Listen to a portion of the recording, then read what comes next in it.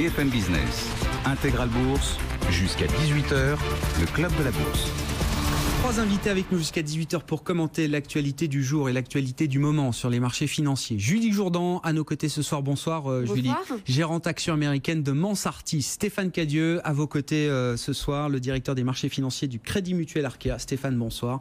Bonsoir. Et Eric Lewin, spécialiste des actions, spécialiste des petites et moyennes valeurs aux publications Agora. Eric, bonsoir. Bonsoir Grégoire. On va détailler peut-être quelques dossiers emblématiques avec vous, mais je voulais juste avoir votre sentiment là dans cette période, cette campagne de saison de résultats. En plus, on est sur des résultats semestriels à mi-parcours de l'année 2018, donc c'est toujours un moment où les gérants refont leur travail. Ça, c'est intéressant peut-être pour vous, Julie Jourdan, avec votre regard américain, là où la saison est la plus avancée. On a une semaine incroyable. Je sais pas, il y a entre 150 et 200 boîtes qui publient au sein du S&P 500. Donc, on va avoir quand même une photographie assez complète de la situation secteur par secteur, entreprise par entreprise.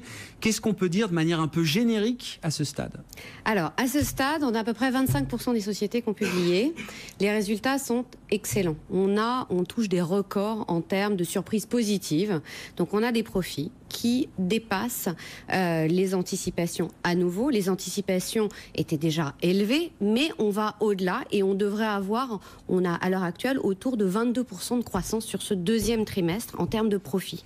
Donc c'est assez spectaculaire à nouveau, comme le premier trimestre l'avait été, puisqu'on avait eu des croissances de l'ordre de 25% des profits. Et on observe une deuxième chose qui est intéressante, c'est que non seulement les profits vont très bien, mais là on pourrait se dire, ah attention, il y a eu la réforme fiscale, donc ça a un petit peu biaisé positivement les chiffres. Mais en fait, oui, c'est vrai, c'est de l'ordre de 6 à 7% d'impact positif, mais les chiffres d'affaires accélèrent et sont extrêmement solides puisqu'on a des croissances de l'ordre de 8%. Donc c'est vrai qu'on a aujourd'hui un panorama qui est très solide, dans lequel on a vu essentiellement des secteurs financiers et industriels publiés. Et là où on a une petite surprise, et une surprise plutôt positive, c'est que les valeurs industrielles dont on attendait qu'elle nous parle de les effets consécutifs à la guerre commerciale de Trump, les impacts de la hausse du pétrole ou les impacts des effets de change un petit peu, où on a vu effectivement des variations assez importantes. Et dans la réalité, sur les effets de la politique commerciale de Trump, aujourd'hui, elles nous disent on est très en observation, mais pour le moment, on ne voit pas d'impact ou extrêmement peu. Les effets de change, pour le moment, on pense que ça va avoir de l'impact sur le deuxième semestre. Donc ça vient réduire nos anticipations qui sont elles-mêmes relevées parce qu'on a plus de croissance. Donc on relève moins que prévu, voilà, mais on relève quand même. Mais on les relève prévisions. quand même, exactement, sauf à quelques exceptions près. Et sur le pétrole, on a assez peu d'éléments. On nous dit, oui, effectivement, le pétrole monte, on a des coûts de transport qui sont un peu plus importants, mais globalement, on est dans un environnement qui est très sain et on est effectivement dans une situation globale et mondiale extrêmement positive. Donc, ça va bien. Oui, la réalité quand même, c'est au-delà de quelques exceptions. General Motors communique par exemple sur la hausse des prix de l'acier et de l'aluminium, parce que la guerre commerciale, pour l'instant, elle s'arrête, on va dire, à l'acier et l'aluminium. Bon, il y a eu quelques mesures de rétorsion. On pourra parler des fermiers américains qui sont soutenus désormais par Donald Trump, qui les a lui-même envoyés en première ligne sur la guerre commerciale. Évidemment, ils se sont pris des mesures de rétorsion dans la figure, les fermiers américains. Mais la réalité, c'est qu'aujourd'hui, cette guerre commerciale, ça reste une menace avant tout, plus que quelque chose qui se traduit dans les chiffres. Oui, sauf effectivement sur l'acier, où on a quelque chose de tangible. Et sur les matières premières agricoles, comme vous le disiez, sur le porc, sur le soja, etc.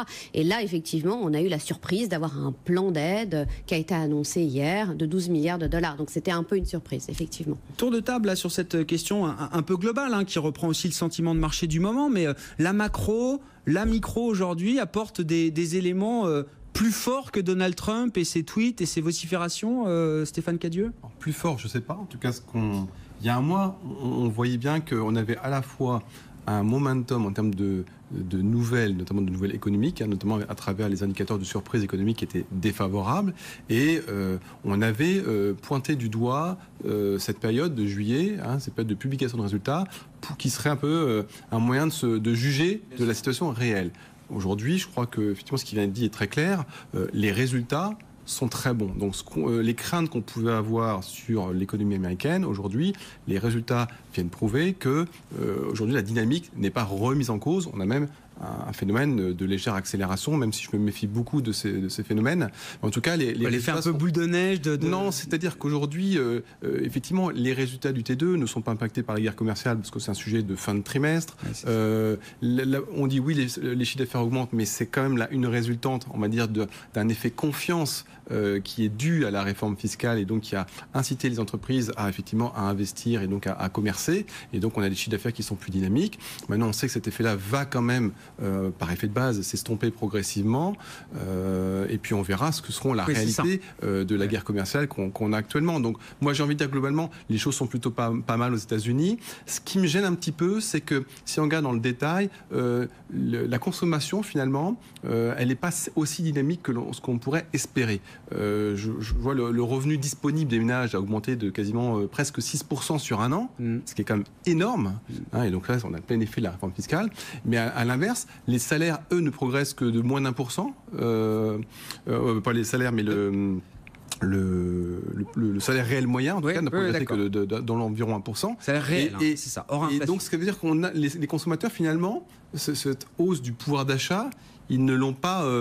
on voit que la perception n'est pas réelle. C'est-à-dire que les salaires ne montent pas aussi vite que le revenu disponible. On a une consommation qui, sur le T2, d'ailleurs, on le verra, ou T3, en tout cas, ne va pas accélérer, au contraire. Donc, heureusement, l'investissement, lui, reste dynamique. Mais en tout cas, on aurait pu s'attendre, en termes de rythme de consommation, à des choses plus fortes. Et pour l'instant, ce que l'on voit, c'est que, on le verra dans les taux d'épargne qui vont commencer à remonter. Qui était tombé au plus bas. Qui a toujours été très bas. Qui a toujours été très bas, mais parce qu'ils ont à côté des effets richesse liés au... Oui, l'immobilier et autres, bien sûr. Marché boursier. Bon, à surveiller, effectivement, on verra l'évolution de c'était la partie très américaine quand même, mais bon, c'est crucial pour les marchés parce que derrière c'est Wall Street et ça reste évidemment le marché leader, le marché directeur. Sur ce qu'on peut observer en France, en Europe, de manière aussi immédiate, sur les publications du jour, Eric Lewin, et puis dans votre univers aussi des valeurs moyennes qui sont toujours un baromètre intéressant à suivre. Voilà, on peut gloser sur LVMH et on va le faire évidemment, mais c'est aussi intéressant d'aller regarder des baromètres peut-être un peu plus spécifiques aussi. Alors bon, sur les valeurs moyennes, c'est un peu compliqué en ce moment. Le CAC doit faire plus 3% depuis le début de l'année. On doit perdre entre 3 et 4% sur les small et mid. Pourquoi ? Alors d'abord, elles sont beaucoup plus chères. Le CAC, c'est un PER entre 13 et 14. Sur les small et mid, on est souvent entre 18 et 20, avec souvent des perspectives bénéficiaires extrêmement élevé. À Paris, on va être à plus 8, plus 9 sur l'ensemble de l'année. Sur les small et mid, on va être à plus 18, plus 20. Donc, dès qu'il y a le moindre incident, ça se paye cash. Et malheureusement, au cours des derniers mois, il y a eu beaucoup d'incidents. Il y a eu Trigano qui a déçu sur sa croissance. Il y a eu Beneteau avec la guerre commerciale. Il y a eu Econocom dans les 16-10, donc ça a un peu déçu. Vous avez vu cette semaine, il y a eu Navia dans les voitures autonomes, donc une belle IPO. Ils devaient lever 50 millions d'euros dans une fourchette de 9 à 12 euros. Finalement, ils ont abaissé la fourchette. Ils n'ont levé que 36 millions avec un prix de sortie à 7 euros. Donc on a le sentiment que les investisseurs et que les gérants ne sont pas là du tout dans le monde des small et mid. Il faut dire que sur les 10 dernières années, on en a souvent parlé ensemble, il y a eu 8 années de surperformance. Donc pour l'instant, ils sont pas là. Mais c'est lié à quoi ? C'est lié à des, je sais pas, des problèmes de perspectives bénéficiaires justement, ou c'est juste, je sais pas, une logique de marché qui fait qu'aujourd'hui c'est pas un segment sur lequel beaucoup d'accidents quand même depuis le début de l'année. Donc des valeurs extrêmement chères, et quand vous regardez les performances sur 10 ans, je crois que le CAC Small fait 2,5 fois mieux que le CAC 40. Donc on a le sentiment que ça se calme. Il y a en plus pas mal de décollecte en ce moment sur ce segment. Donc il n'y a rien de catastrophique, mais je vous le dis depuis 6 mois, il faut qu'on ait une année de pause. Je pense que 2018, le CAC 40 devrait faire bien mieux que les small et mid. C'est pour ça qu'il faut peut-être être un peu plus big caps que small caps actuellement. Ouais, très intéressant. Bon, c'est normal que le segment des valeurs moyennes, alors aux États-Unis, le segment des valeurs moyennes est quand même très recherché, j'ai l'impression toujours, Julie, non ? Le segment des large cap est également aussi, très recherché. Donc en fait, on le voit bien avec les FANG, on voit bien qu'on touche tous les jours des nouveaux records. Donc effectivement, on a certains, en fait, on va voir qu'il y a certains secteurs qui sont très recherchés. Plus que des niveaux de capitalisation, on recherche des thématiques d'investissement. Non, on est Stéphane Cadieux. On est depuis quelques mois quand même, on le voit, dans un environnement où les facteurs de risque sont assez nombreux. En tout cas, la prime de risque remonte et on sait que historiquement, les valeurs moyennes sont des valeurs qui sont plus sensibles dans les périodes de turbulence. Alors même si au niveau des grands indices, pour l'instant, la turbulence elle est très légère, on va dire c'est plutôt une navigation à plat, mais en tout cas si certains des risques identifiés, on parle de la guerre commerciale notamment, mais ou le risque de retournement économique, si un de ces risques devait se concrétiser, on sait que c'est une des classes d'actifs qui a un bêta entre guillemets élevé, une sensibilité au marché, facteur aux tendances de marché, et donc c'est pour ça que je pense que les gens aujourd'hui peut-être prennent effectivement un peu leurs bénéfices, voire font une pause en attendant d'avoir un peu plus de visibilité, ce qui est loin d'être le cas aujourd'hui. Entre effectivement jusqu'aux élections mi-terme aux États-Unis, on risque d'avoir beaucoup d'effets d'annonce. On connaît Trump, c'est comme il tweet plus vite que son ombre, donc on risque d'avoir encore des surprises. Mars l'année prochaine avec le deadline sur le Brexit. Donc on a quand même sur les 12 prochains mois un certain nombre de points d'interrogation qui ne sont pas forcément favorables aux valeurs moyennes. Donc une logique de réduction du risque, c'est ça, de manière assez générale dans les portefeuilles. Puis elles étaient assez chères. Regardez par exemple le monde du service informatique, c'est des titres qui ont été multipliés par 2 ou par 3 en l'espace de 3 ans. Donc les investisseurs prennent des prises de bénéfices. C'est ce qui se passe, c'est tout à fait logique. C'est absolument pas un accident, c'est que c'est normal qu'à un moment ou un autre. Je suis d'accord, mais en face de ça, il y a des valeurs comme LVMH, Kering, qui continuent d'être des thèmes d'investissement très joués par les investisseurs. Là aussi, on peut parler de questions de valorisation ou autre. La valo pour les mid-cap, non, c'est moins vrai. C'est moins vrai. Quand on regarde les valeurs du luxe en France, qui sont quelque part nos GAFA, nous sûr. En France, les multiples de LVMH aujourd'hui ne sont pas supérieurs à ceux qu'on a eu sur LVMH ces 20 dernières années. Donc il n'y a pas de survalorisation sur ce secteur. C'est vraiment, on accompagne la croissance bénéficiaire de ces groupes-là, mais il n'y a pas de survalorisation sur le secteur du luxe. Pour rejoindre ce que dit Stéphane, moi j'ai regardé les ratios, ça vaut 21 fois 2018 LVMH et 18 fois 2019. C'est plus cher que la moyenne des marchés, mais quand vous regardez les résultats, je ne sais pas si vous voulez en parler dès maintenant, mais quand vous regardez ce qui est sorti ce matin sur LVMH, où ils explosent quand même la marge opérationnelle, il faut savoir que ce matin, ils sont passés de 18,5 à 21,4 en marge opérationnelle. C'est quasiment 300 points de base. Toutes les divisions sont là. La mode maroquinerie, c'est 33% de rentabilité. On s'inquiétait sur la Chine, c'est 31% des ventes. Ils font plus 18% en organique.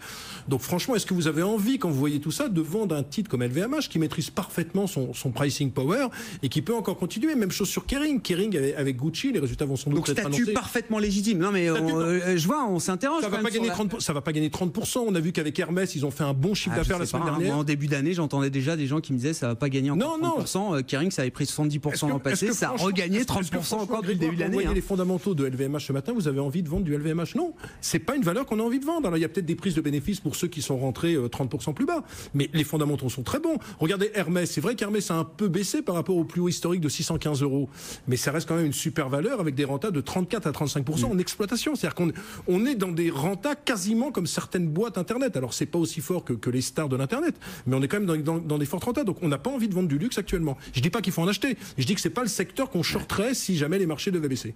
Le statut est justifié là pour ces valeurs-là aujourd'hui. Enfin luxe et tech. Ce sera la même question pour vous, Julie, sur les FANG, les GAFA américaines. Le statut est pleinement justifié. Pour moi, il est pleinement justifié. On a des acteurs qui sont des leaders mondiaux, qui effectivement ont à la fois cette capacité à maîtriser les prix. Et ça, c'est quand même un élément clé dans l'environnement actuel. Des marges bénéficiaires qui sont bien au-delà des standards des autres secteurs. Une présence internationale. Ils profitent à plein de l'essor d'un certain nombre de pays, notamment la Chine, effectivement, mais des pays en voie de développement, où le nombre de clients ne cesse d'augmenter. Et j'ai envie de dire, c'est un proxy de la croissance mondiale. Plus la croissance mondiale, avec une croissance mondiale proche de 4%, c'est un environnement idéal pour ce genre de valeurs.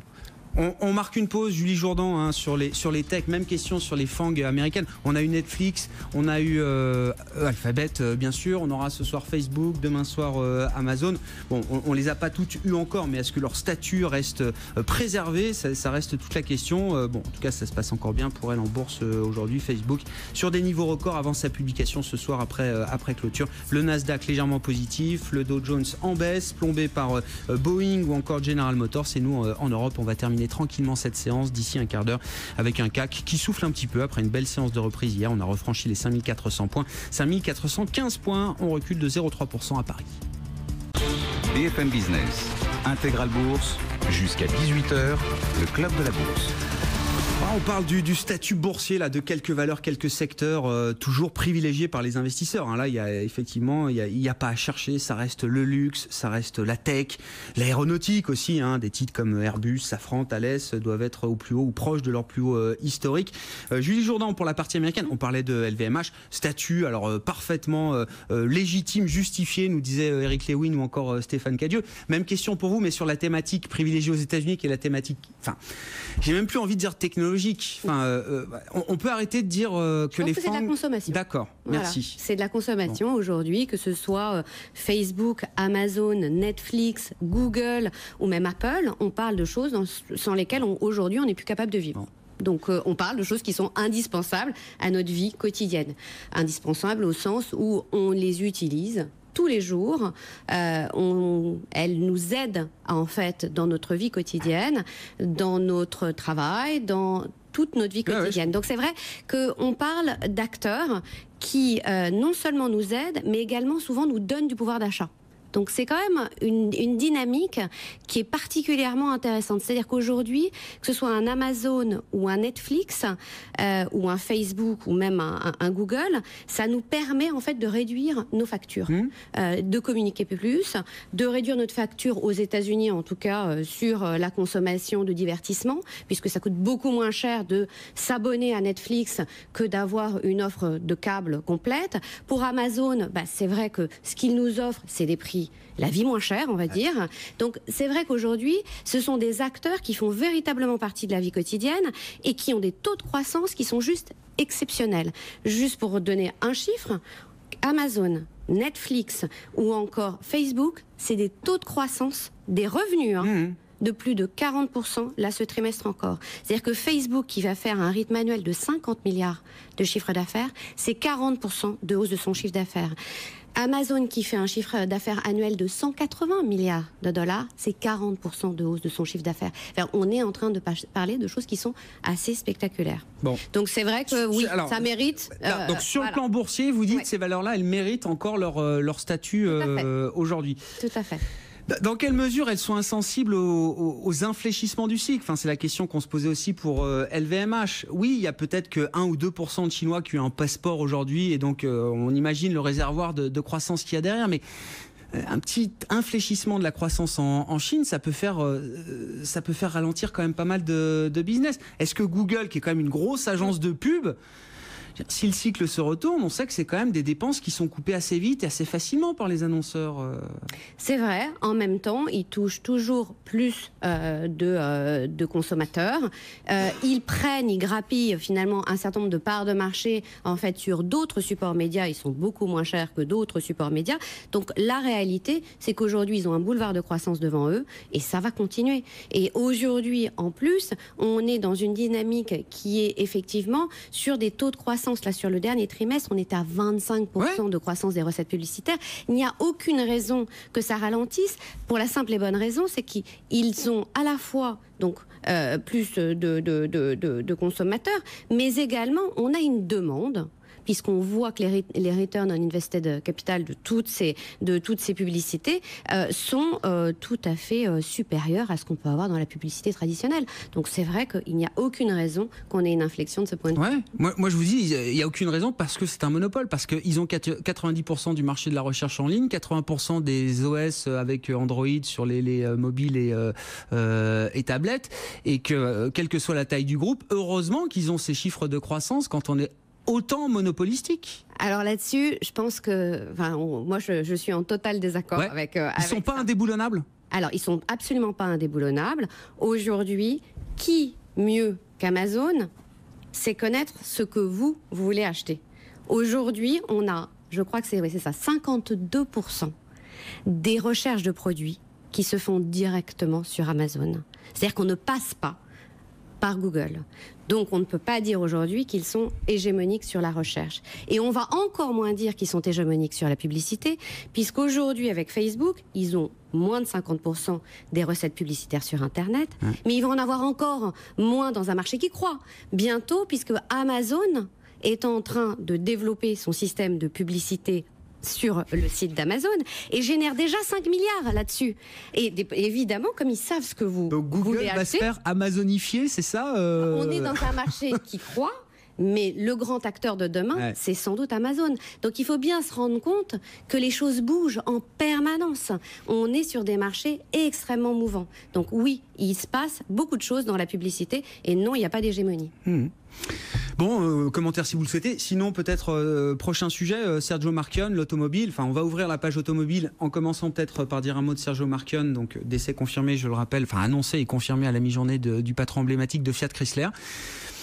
Stéphane Cadieux, je me tourne vers vous. Qu'est-ce qu'on peut dire de Sergio Marchionne, quand même patron emblématique du secteur? C'était effectivement un des patrons emblématiques. Il y en a eu plusieurs, mais c'est vrai qu'on peut dire qu'avec Carlos Ghosn, je pense qu'ils ont très clairement eu le lead ces 10 dernières années sur le secteur automobile. Alors moi, je me rappelle très bien de son arrivée en 2004. Effectivement, à cette époque, je m'occupais de Marche Action. Et c'est vrai qu'à cette époque-là, on se disait, mais Fiat, plus personne n'y croyait. Non. Fiat était dans le mur.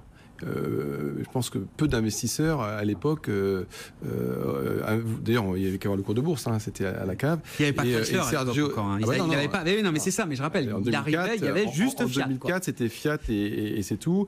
Et je pense que Sergio Marchionne est arrivé avec un vrai projet. Alors c'était certes en partie financier, mais il y avait un vrai projet pour recréer la valeur. Donc il a quand même réussi à redresser d'abord la marque Fiat. Après, il a organisé la séparation des différents métiers, notamment avec en 2011 la cotation en bourse de CNH, qui était la partie camion matériel agricole, qui a très très bien fonctionné après son introduction en bourse. Il a également isolé plus récemment en 2016 Ferrari, le joyau un petit peu du gros. Il a redressé financièrement la structure. C'était une structure qui était ultra endettée, et je crois d'ailleurs que au second trimestre de cette année, pour la première fois, Fiat Chrysler n'a plus de dette. Zéro endettement. Donc, et ça va d'un processus très très long. Alors effectivement, il y a eu l'opération transformante avec Chrysler. Un coup de maître. Non, mais il n'a pas déboursé $1 pour Chrysler. C'était une très très belle opération, et ce qui a vraiment permis à Marchionne de passer à un stade supérieur au niveau du secteur automobile. Maintenant on sait tous quand même que il avait comme un projet ultime qui était de se marier. Et voilà, parce que ça reste un petit groupe en l'état. Parce que ça reste un petit mondial, groupe. ils n'ont pas aujourd'hui les volumes qui permettent de rivaliser avec des groupes comme Renault, Volkswagen et autres. Et ça, pour l'instant, il a eu beau faire les yeux doux à GM, à Ford, même en Europe à PSA. Personne n'a franchi, on va dire, le pas. Et ce qui fait qu'aujourd'hui, ça reste un très beau parcours. Je pense que le bilan de Sergio Marchionne est vraiment à saluer. Pour autant, je pense qu'aujourd'hui, le cours de bourse réagit assez négativement, je pense, parce qu'effectivement, il y a toutes ces incertitudes sur la suite que va devenir Fiat demain. Au-delà de l'aspect spécifique Fiat Chrysler, est-ce que le niveau de défiance aujourd'hui sur le secteur automobile dans son ensemble, enfin aujourd'hui depuis des mois, est-ce que c'est un niveau de défiance qui est justifié, quand bien même, effectivement, toutes les menaces existent autour du commerce international?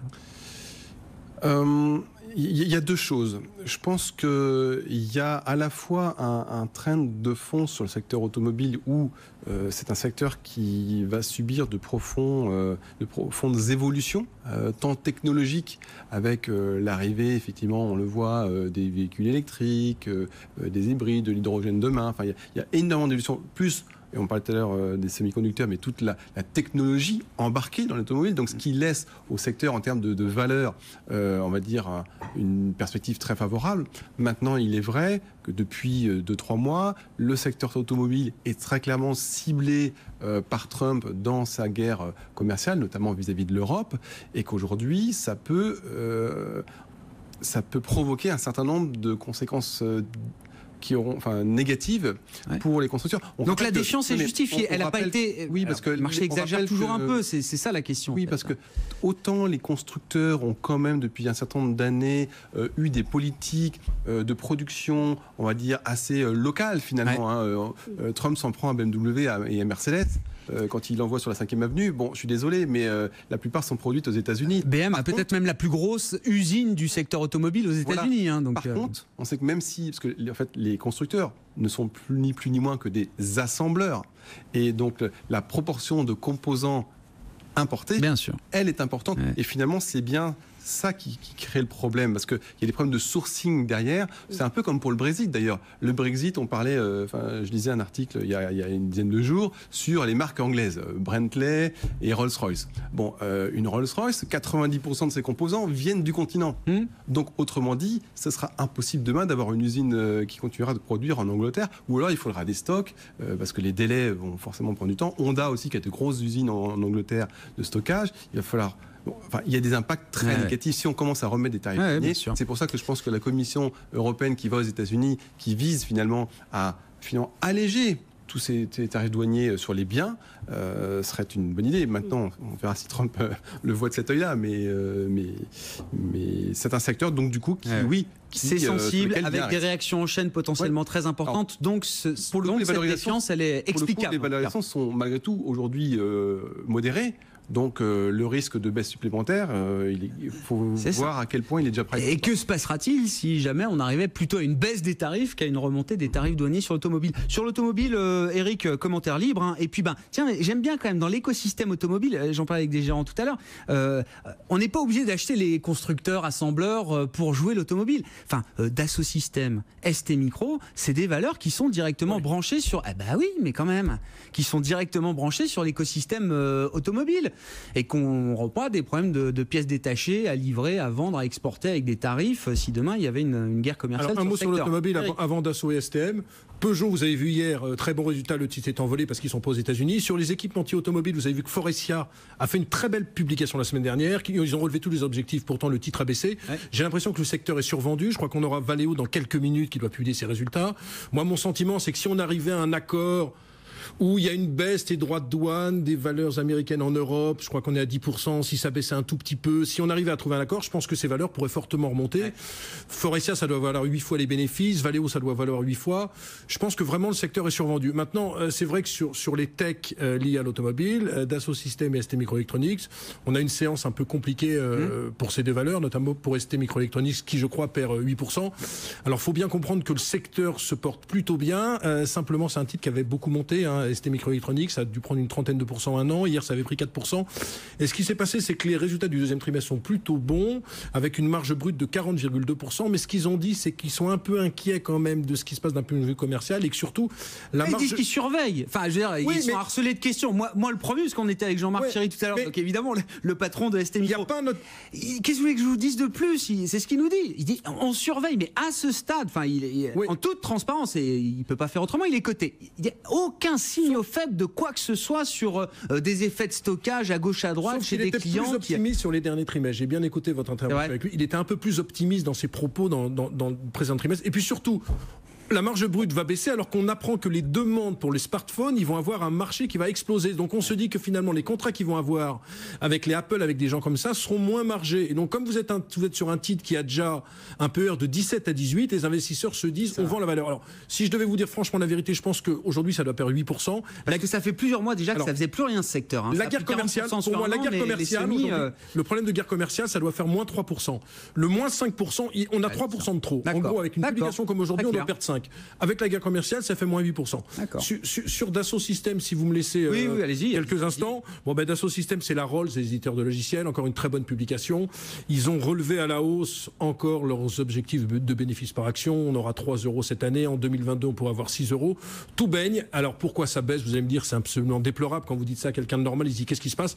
Ça vaut quand même 40 fois les bénéfices. Alors c'est vrai qu'Autodesk aux États-Unis, ça doit valoir, peut-être que Julie me contredira, mais ça doit valoir 70 fois les bénéfices. Franchement, on a du mal à acheter du Dassault Systèmes sur un PE de 40 et c'est pour ça que ça baisse. Mais là aussi, ça peut consolider de 5, 6, 7%. Ça a fait ça par le passé, puis après ça reprend la hausse parce que je pense que c'est vraiment la Rolls-Royce des éditeurs de logiciels Dassault Systèmes. C'est quand même une sublime aventure. Alors des petites prises de bénéfices. Je crois qu'à terme, le titre va aussi monter. La personne qui en achète, peut-être pas aujourd'hui, mais dans les jours qui viennent, je pense qu'il sera bénéficiaire sur 2-3 ans. Alors vous allez me dire, à long terme, nous serons tous morts, comme disait Keynes. C'est quand même un très beau dossier. 2-3 ans, j'espère pas non plus. Mais c'est quand même un très beau dossier. J'espère qu'il en restera quelques-uns quand même d'ici 2-3 ans autour de cette table. On se retrouve dans un instant. On marque une pause déjà de quelques secondes. On va essayer de pas tous mourir pendant quelques secondes et de se retrouver dans un instant pour clôturer cette séance en Europe. Moins 0,25% pour le CAC 40 actuellement. Fin de séance sur les marchés européens. Nos invités avec nous jusqu'à 18h. Julie Jourdan, gérante action américaine chez Mansartis. Stéphane Cadieux, directeur des marchés financiers du Crédit Mutuel Arkea. Eric Lewin, le responsable de la partie action Small et Mid Cap, notamment chez aux publications Agora. Et Reda, qu'on retrouve en duplex chez XTB. Rebonjour Reda. Fin de séance avec vous. Bon, on parlait des intérêts ciblés, effectivement, autour de quelques dossiers particuliers qui publiaient des résultats. Pour le marché dans son ensemble, c'est quoi, une petite pause après la reprise d'hier? Qu'est-ce qu'on peut en dire, Reda? Les mineurs, ça va être... Oui, alors effectivement, au niveau du CAC 40, celui-ci n'est pas parvenu à prolonger le rebond de la veille, et cela malgré une bonne performance de la part de LVMH et principalement Louis Vuitton. Alors effectivement, il semblerait que les yeux des investisseurs soient arrivés sur Washington, où vient de débuter actuellement la réunion entre le président américain et le président de la Commission européenne. Donc concrètement, actuellement, prudence sur les indices, mais également à Wall Street, il faut savoir que le recul de 3,5% de Boeing pèse actuellement sur le Dow Jones. Donc concrètement, actuellement, prudence sur les indices.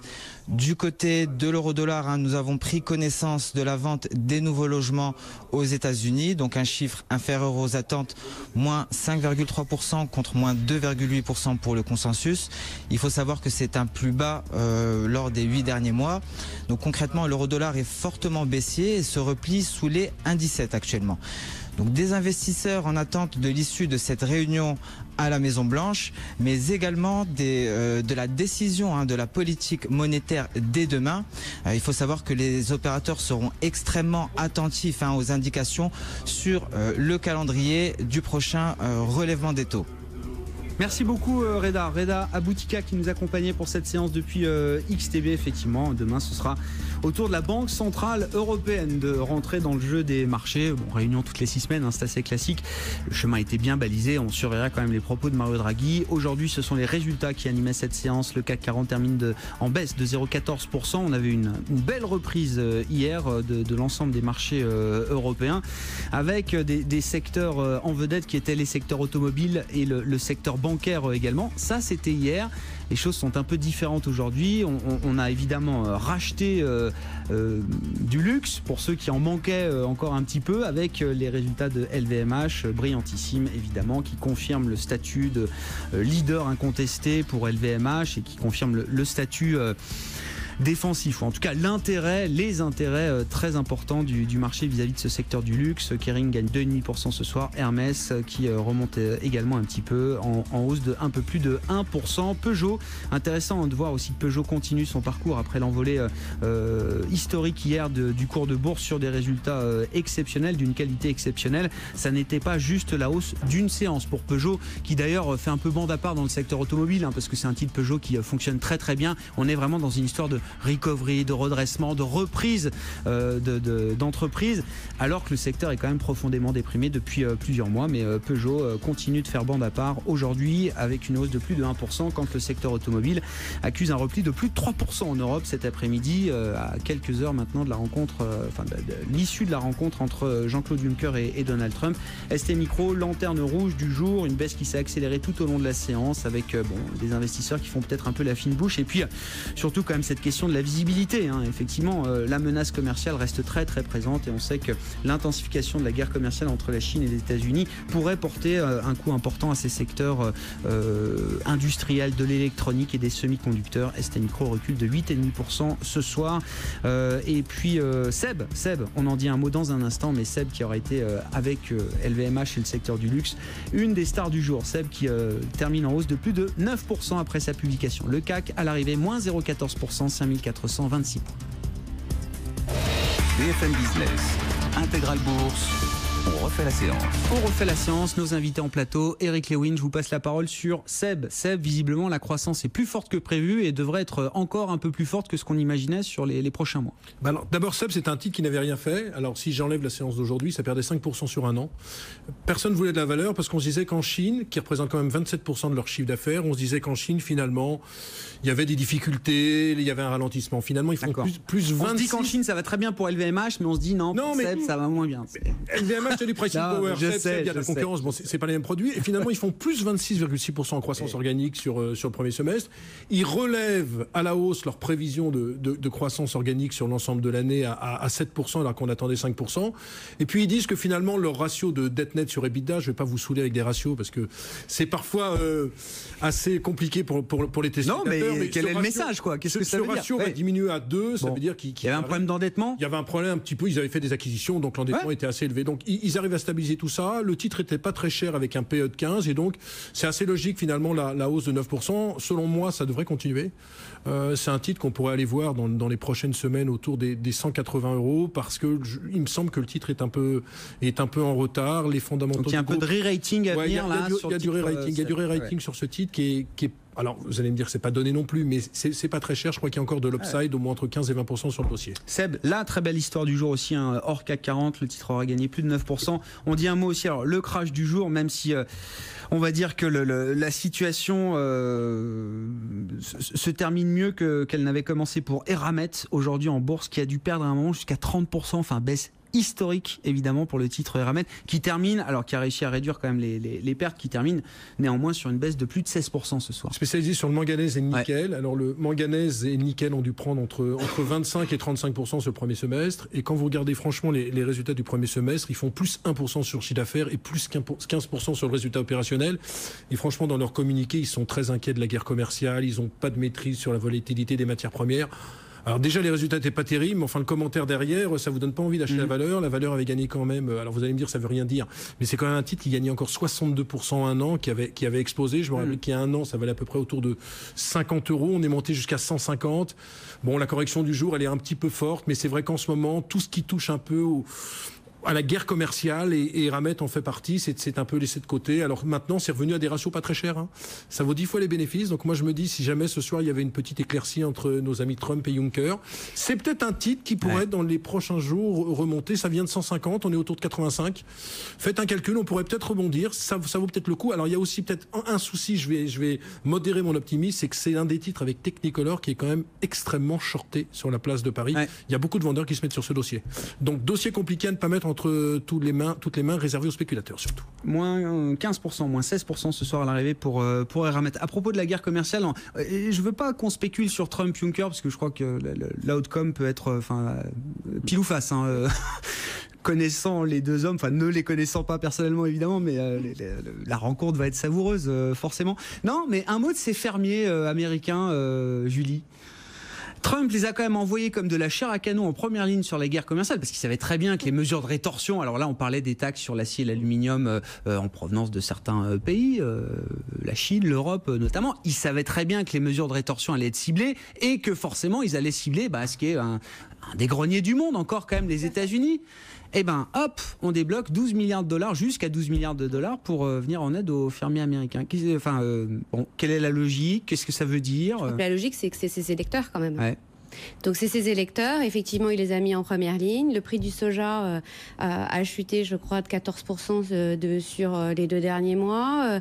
Le prix du porc, on a des tarifs des droits de douane qui sont extrêmement importants en provenance et du Mexique et de la Chine. Donc effectivement, il touche la base aussi de son électorat. Donc en face, il met en place un plan de 12 milliards qui vise en fait à un peu apaiser la situation de fermiers qui, par ailleurs, avait des prix des matières premières qui étaient sous pression déjà depuis longtemps. Donc on a déjà des réserves aux États-Unis et des stocks notamment de blé et d'autres céréales qui sont pas loin des plus hauts, voire au plus haut. Donc on a une situation qui était déjà très dégradée, qui continue de se dégrader. Donc on met en place, il annonce effectivement ses subventions.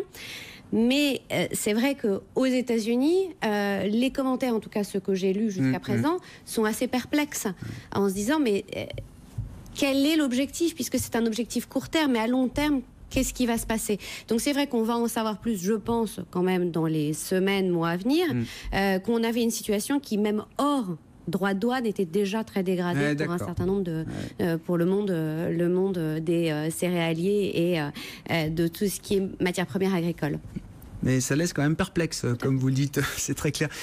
Stéphane Cadieux, sur la guerre commerciale. Non, juste effectivement, un commentaire. Pour rebondir sur ce qui vient d'être dit, c'est là aussi, Trump était sûr de son fait et pensait avoir les clés en main pour pouvoir négocier avec la Chine, comme il le fait d'ailleurs avec l'Europe. Et on se rend compte, comme vous le disiez, que ces deux bases les plus importantes de son électorat, c'est le Midwest et la Rust Belt. Donc le Midwest, effectivement, avec les fermiers, qui aujourd'hui sont les premiers pénalisés par, on va dire, des Chinois qui arrêtent d'acheter du soja américain ou qui réduisent leurs achats. Et le deuxième secteur, la Rust Belt, c'est le secteur automobile. Donc là aussi, et finalement, maintenant, ce sont les Chinois qui reprennent le pouvoir, puisque on sait que face à cette base électorale, on a tous en tête, bien évidemment, les mi-termes qui auront lieu d'ici la fin de l'année, et qu'il faut absolument que Trump arrive à des résultats concrets avant les élections, sinon il risque de perdre, on va dire, la majorité au niveau des deux chambres. Donc aujourd'hui, c'est les Chinois qui, de nouveau, on pense, ont les cartes en main, d'autant plus que eux, à leur niveau, effectivement, ils prennent aussi des mesures, on l'a vu hier matin, mais des mesures pour soutenir l'investissement en infrastructure. Il y a un côté un peu préventif des même gouvernements locaux. Les mesures chinoises. Oui, mais sauf que les mesures chinoises qui, comme on le dit, pour faciliter l'investissement dans les infrastructures, c'est du productif. C'est bon pour l'économie. Les 12 milliards sortis de la poche par Trump, je pense, c'est le premier à dire qu'il faut arrêter de subventionner. Il a dit la semaine dernière aux Européens qu'il fallait aussi arrêter de subventionner. La première chose, sa première réaction, c'est je subventionne. Il y a une incohérence globale dans l'approche qui est inquiétante. On marque une pause, on se retrouve dans un instant, dernier quart d'heure du Club de la Bourse, à suivre sur BFM Business. BFM Business, Intégral Bourse, jusqu'à 18h, le Club de la Bourse. 3 invités avec nous jusqu'à 18h, Eric Lewin, les publications Agora, Stéphane Cadieux, Crédit Mutuel Arkea et Julie Jourdan, les actions américaines de Mansartis. Je voudrais qu'on parle des secteurs candidats à prendre la relève. Alors que ce soit la relève du luxe ou la relève de la tech, ça dépend un peu d'où on regarde les choses. Mais vu des États-Unis, Julie, est-ce qu'il y a des secteurs qui sont candidats à venir soutenir aux côtés des GAFA les marchés américains? Alors, on a vu des frémissements sur 2 secteurs, en tout cas aux États-Unis. Le premier, c'est le secteur financier depuis quelques jours. Ça n'est qu'un frémissement. Depuis le début de l'année, c'est un secteur qui n'avait vraiment rien fait, en dépit de la hausse des taux, où on pouvait se dire que c'était finalement un environnement beaucoup plus favorable, et de la dérégulation qui réellement est un sujet dont on n'a pas parlé ici, mais qui est encore plus importante, notamment pour le secteur financier, que la réforme fiscale. Vous êtes en train de nous dire que le secteur bancaire aux États-Unis financier avait toutes les raisons qu'on n'a pas, nous, en Europe, de monter. Tout à fait. Et pour autant, tout à fait. Ça marche pas. Tout à fait, parce que dans le même temps, on a une accélération de la concurrence, notamment sur les dépôts. Donc effectivement, il y avait cette crainte qu'on ait un potentiel qui soit finalement déjà joué. Mais c'est vrai que là, ces derniers jours, on voyait un frémissement qui vient de la conjonction de 3 choses.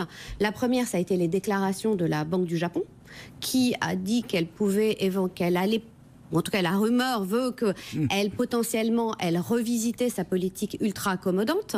Donc ça a eu un premier effet en fait sur les valeurs financières.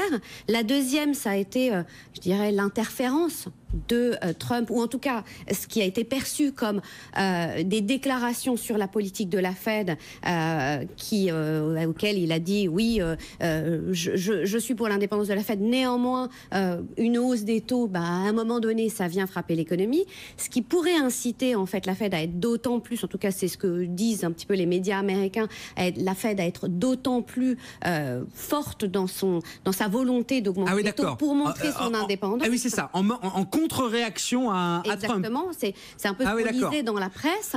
Ça devient compliqué à suivre voilà, quand même. Donc, et puis il y a cette volonté des directeurs de la Fed régionale de dire au président de la Fed, de dire attention à bien monitorer la courbe des taux, qu'il n'y ait pas d'inversion. Qu'il n'y ait pas l'inversion qui, en général, précède en fait l'annonce d'une récession entre 12 et 24 mois. Et c'est vrai qu'il y a cette demande qui a encore été réitérée et cet appel à vigilance qui a encore été réitéré hier, disant attention, quand on relève les taux, il faut également surveiller la courbe des taux longs, qu'il n'y ait pas d'inversion. Donc il y a eu ce frémissement. Après, sur le long terme, c'est vrai qu'on a l'impression, exactement ce que vous disiez initialement, qu'on avait toutes les conditions pour que ce secteur-là progresse. Ça n'a pas été le cas. Donc, je pense qu'aujourd'hui, c'est plus technique qu'autre chose. Mais on a également, effectivement, des frémissements du côté industriel. On l'a vu avec les résultats d'Honeywell, on l'a vu avec les résultats même de 3M ou d'autres, où on voit bien que ça va bien, l'économie mondiale va bien, c'est ce qu'ils disent. Et aujourd'hui, ce sont des acteurs qui sont pas ou peu frappés par les tarifs douaniers. Donc c'est quelque chose à surveiller aussi, parce que ça n'a rien fait depuis le début de l'année. Secteur candidat pour prendre la relève des secteurs forts, des secteurs leaders et des stars de la cote qui sont quand même de plus en plus concentrés aussi. C'est là où il y a un petit malaise. On adore tous LVMH, Google, Facebook et les autres, mais ça devient quand même très très concentré comme moteur de performance. Oui, il n'y aura pas de relais de toute façon, vu le poids de ces acteurs-là. Il peut y avoir des valeurs sur lesquelles le trend soit meilleur, mais si les 5 valeurs, faut pas qu'elles décrochent, c'est ça. Si elles décrochent les 5 en même temps, mais on veut pas qu'elles décrochent. On veut juste une deuxième jambe, quoi. On veut juste de quoi soulager aussi un peu ces valeurs-là, de toute la responsabilité qu'elles ont aujourd'hui. Oui, en tout cas, si on doit chercher des valeurs alternatives, c'est plus ça le sujet, j'imagine. Effectivement, je crois que les valeurs industrielles qui sont en retard globalement et qui ont véhiculé un discours effectivement optimiste sur la demande interne, puisque ce sont des valeurs qui sont très aussi exposées aux États-Unis à la demande interne, donc on peut exposer aux notions de variation d'échange. On n'en a pas parlé, mais moi, un des facteurs de risque quand même, c'est quand même le dollar. Le dollar, puisque Trump, même s'il l'a pas encore trop tweeté, mais on voit bien que le niveau du dollar le gêne, que ce soit face à la Chine, mais aussi face à l'Europe. Ça, c'est son prochain dada, vous avez l'impression. En tout cas, je serais pas surpris qu'il commence à faire pression sur la BCE pour demander à ce que la BCE remonte ses taux. On manipule notre devise pour que ça fasse remonter l'euro. Donc attention, parce que effectivement, les devises, quelque part, sont une arme cachée, mais qui peut être aussi une résultante de cette guerre commerciale. On en parle un petit peu avec le yuan, on en parle moins sur l'euro-dollar, mais je pense que c'est exactement une des conséquences possibles. Donc, des secteurs assez domestiques américains qui permettent de la vigueur de la demande interne me semble être un bon vecteur d'investissement, là où à l'inverse, ces valeurs dont on parle, et globalement les valeurs de croissance, qui délivrent de formidables résultats, mais sur lesquelles les attentes malgré tout sont de plus en plus fortes, à un moment donné le risque, c'est le risque des déceptions, et on rejoint finalement un petit peu ce qui a été évoqué par Eric tout à l'heure, sur lorsque des valeurs ont fortement progressé, que les attentes sont très fortes, à un moment donné le risque de déception provoque des retracements importants. Donc je pense que ça peut être effectivement sain de diversifier sur des valeurs qui sont moins chères et qui profitent d'une dynamique moins exposée ni à la guerre commerciale, ni aux problèmes. Parce que les FANG, on en parle aussi toujours, mais la semaine dernière, on parlait de Google et de son amende en Europe. Il ne faut pas oublier que là aussi, en Europe, il y a quand même un sujet concernant ces valeurs du digital qui contrôlent tout et des segments sur lesquels les Européens sont absents. Donc il y a quelques initiatives en Europe qui émergent. On mettra du temps à bousculer ces acteurs-là. Mais encore une fois, tout à l'heure, en écoutant parler sur ces valeurs américaines, je repensais à Microsoft, qui aujourd'hui est remonté. Oui. Microsoft, il y a 20 ans, était un acteur qui avait un monopole. C'est sur les systèmes d'exploitation. Et après, qui a connu une descente aux enfers qui a duré 10 à 15 ans. Et aujourd'hui, est reparti grâce au cloud et autres.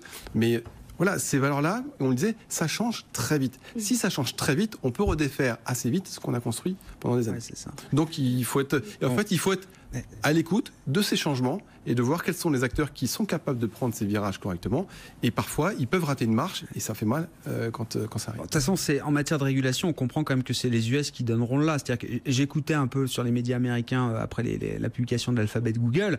Bon, ils parlaient de l'amende, mais ça les fait rire. C'est-à-dire que les commentaires, quand même, textuellement, c'était de dire, attendez, si c'est l'Union européenne qui est la seule à réguler aujourd'hui, pas de problème. Alors là, moi, je continue de mettre mon argent dans Google, il n'y a aucun souci.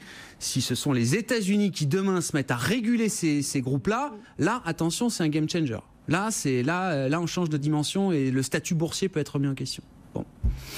C'est pas pour demain, Julie. Non. Ils avaient étudié en fait les autorités La de la bête noire, c'est concurrence. Amazon, visiblement. Alors c'est la bête noire. C'est moins Google, mais c'est la bête noire. De Trump. Voilà, parce qu'il y a le Washington Post derrière. Très politique. Mais sur Google, effectivement, ils avaient déjà étudié le cas qui avait été refermé. Parce il y a que quelques c'est impossible en fait à dénoncer. Parce que on sait même pas par quel bout le prendre. aux yeux du régulateur Il y a de la concurrence. américain, Il y a de la en tout cas, on n'est pas dans une situation monopolistique. Dominante. Eric Lewin, en conclusion, là, des secteurs ou des idées d'investissement pour prendre un peu le relais et je sais pas, changer un peu, diversifier un peu les, les 40, choses. Le luxe, ça fait quand même, si vous rajoutez un peu la partie luxe de L'Oréal, ça fait quasiment 20%. Donc pour qu'il y ait un relais, il faudrait que les banques progressent. Je crois que les banques, c'est 11 à 12% du CAC 40. Le problème, c'est qu'avec des taux bas, comme vous voyez, ça progresse pas. Pourtant, quand vous regardez par exemple AXA, c'est 5,5% de rendement. Personne n'en veut vraiment. Je crois que la SocGen, c'est aussi 5%. Personne n'en veut vraiment. Donc non, moi j'ai plutôt une logique de stock picking. Je pense par exemple qu'une boîte comme Atos, qui a fait une belle acquisition quand même en début de semaine, qui n'a pas été saluée parce que non seulement elle n'a pas été saluée, mais elle a été accueillie très très froidement. Mais là ça remonte. Le titre ce soir, remonte de l'ordre de 2%. Je pense que la sanction était exagérée là sur non, alors, il y avait aussi la publication du S5 qui était moins forte que prévu en organique. Je crois qu'ils attendaient 2%. On a eu 1,5% en organique. Donc je crois que c'est ça qui a fait la baisse, mais je crois que l'acquisition c'est une bonne chose. Je trouve que du côté de Sanofi, c'est quand même à 72 €, pas très cher. On en parlait à 64. Ça c'est nouveau, Sanofi. Ça se réveille. Il y a un rewriting parce que mais depuis un mois ou deux, c'est nouveau ça. Oui, parce que les acquisitions dans les biotech en début d'année ont été plutôt bien faites. Le titre est vraiment pas très cher. On sent qu'il y a des relais de croissance. Donc là aussi, il y a peut-être une dizaine de pourcents à gagner. Maintenant, sur le reste, c'est vraiment une notion de stock picking. Moi, je crois toujours que les équipementiers automobiles vont finir par rebondir. Bon. Je pense que Valeo, c'est un équipementier, mais il y a tellement de tech dans Valeo. Ils sont tellement dans la voiture autonome, ils sont tellement dans la voiture connectée que je pense que ça peut repartir. Et puis non, il n'y a pas vraiment pour moi de secteur qui serait capable d'être des relais de croissance parce que le luxe pèse quand même 20%. Derrière, vous avez, je le disais, les banques. Vous avez la tech, c'est simplement 8% à Paris. Et encore dans la tech, on peut mettre de l'Orange, du Publicis, alors que c'est pas vraiment de la tech. Bref, donc non, je crois que si le luxe ne baisse pas et pour peu que les bancaires se portent un petit peu mieux, je pense qu'on peut avoir, et pour peu que dans le conflit commercial, on se rende compte que finalement, c'est pas le pire avec les... Ouais, c'est pas le scénario complètement noir. Le scénario cauchemardais des 500 milliards d'importations chinoises, etc. taxées. Je pense qu'on peut avoir un CAC 40. J'écoutais hier Jean-Louis Cussac qui parlait sur votre antenne, qui est un bon ami à moi. Je suis assez d'accord avec lui. Ça m'étonnerait pas qu'on puisse remonter. Si on allait voir au cours de l'été 5006, 5007, ça serait pas une hérésie. Après tout, on est quoi c'est pas mal. On referait les plus hauts de l'année. Oui, mais c'est largement jouable pour peu que la tension commerciale s'estompe un petit peu et pour peu que les résultats dont on aura demain et vendredi, il y a une kyrielle de résultats, pour peu que ça soit aussi assez bon. Je suis quand même assez optimiste sur les marchés. Les bonnes surprises ne sont pas impossibles. Les bonnes nouvelles ne sont pas impossibles. Le pire n'est jamais certain. Et l'autre jour, c'était un gérant qui me disait les bonnes nouvelles ne sont pas impossibles, vous savez, sur le marché. Eh ben, on parle de tout ça demain. Eric, on vous retrouvera demain, justement, effectivement, une grosse série de résultats. On vous passera un petit coup de fil pour commenter quelques-uns d'entre eux avec vous. Eric Lewin qui est avec nous, les publications Agora. Merci beaucoup, Stéphane et Julie, de nous avoir accompagnés ce soir. Stéphane Cadieux, directeur des marchés financiers du Crédit Mutuel Arkea, et Julie Jourdan, gérante action américaine chez Mansartis. Le CAC ce soir, moins 0,14%, 5426 points. On se retrouve demain dès 15h30 pour la suite d'Intégral Bourse. BFM Business, Intégral Bourse, jusqu'à 18h, la bourse en temps réel.